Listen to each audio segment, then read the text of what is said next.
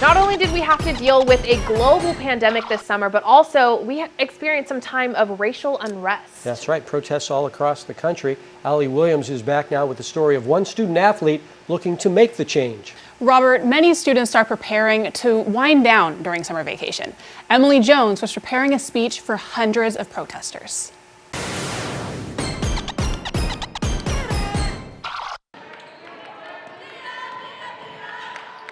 On the court, Emily Jones is a leader for the Sacred Heart Cathedral girls basketball team. Off the court, she's becoming a leader in so many other ways. I had been to another protest like a couple weeks before, and I wanted to go to another one. In June, Emily spoke at a peaceful protest supporting the Black Lives Matter movement. The event, named Speak Up and Dribble, was created as a positive response to the, quote, Fox anchor Laura Ingraham aimed at LeBron James, saying to, quote, shut up and dribble back in 2018.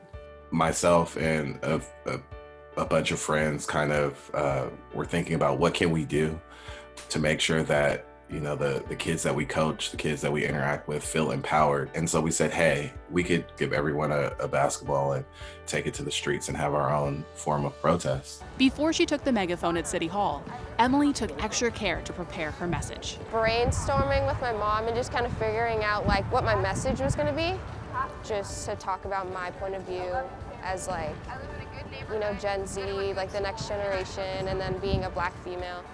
The things that she was saying were so important. She spoke about making sure that folks were prepared to vote. And just for a member of the youth community to have that foresight was just extremely impressive for me. Typically, when you play basketball, you know, you don't worry about playing in front of thousands of people, you know, but when it comes to public speaking, it's just like, even if it's 5 people in the crowd, it could be very daunting and create an atmosphere that makes people very nervous. But it didn't surprise me that she went and spoke.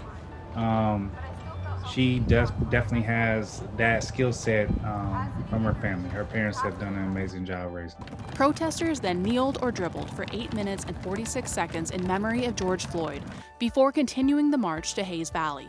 It's one of many protests that continue on today. I feel like there's always been protests, but now it's just like bigger numbers. More people are addressing the issues that are happening right now, so I feel like that's why it's a lot different. Next year, Emily is committed to play basketball for Morgan State, one of the historically Black colleges and universities, and looks forward to continuing speaking out and speaking up. It's just like good to let people know that you also have a voice and a perspective. For me, as a coach, I love it. And this generation, I think they're misunderstood at times. As adults, we need to stop and listen to what they're saying, because this generation is very fearless. They're so knowledgeable on so many things, and I love it. I love hearing from them and encourage them to use their voice to continue to speak up on things. Until then, Emily has one more year with Sacred Heart Cathedral. She transferred from St. Ignatius after her sophomore year and has quickly become a prominent part of the Fightin' Irish. Very crafty, has a huge impact on the game. You can definitely tell when she's out there.